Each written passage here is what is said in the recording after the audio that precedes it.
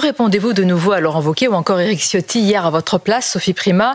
Les deux ont dénoncé, Éric Ciotti en particulier, une soumission de la part de l'exécutif français et un désaveu de la ligne de fermeté de Bruno Retailleau. Oui, ce sont des effets de manche quand on est dans l'opposition et qu'on n'est pas en face d'un pays pour négocier. Nous avons commencé une riposte graduée, vous savez, sur les visas, sur les délivrances de visas avec l'Algérie. Ça a porté ses fruits. Beaucoup y ont vu un pistolet à eau. Oui, la preuve, c'est qu'aujourd'hui, le président Tebboune a réouvert la porte de la négociation de son propre chef. Nous sommes aujourd'hui en train de négocier dans le détail et nous allons obtenir des résultats.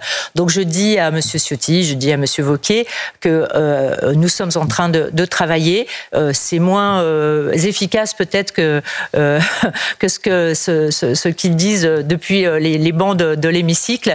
Mais en réalité, je pense qu'au bout du compte, on aura et de l'efficacité sur les points qui sont importants, y compris pour Bruno Retailleau, et en même temps retrouver une relation qui doit être bonne avec l'Algérie. Que vous citez Bruno Retailleau, qui est au centre quand même de beaucoup des critiques et de l'attention à la fois médiatique et politique. Bruno Retailleau dit que sur le dossier algérien, il jugera sur les faits. Vous pouvez affirmer ce matin que la ligne de Bruno Retailleau est la même que celle de Jean-Noël Barrot et donc la même que celle d'Emmanuel Macron? C'est celle du gouvernement. C'est celle du gouvernement sous l'autorité du président de la République, puisque le président de la République est également partie prenante dans les relations internationales, évidemment.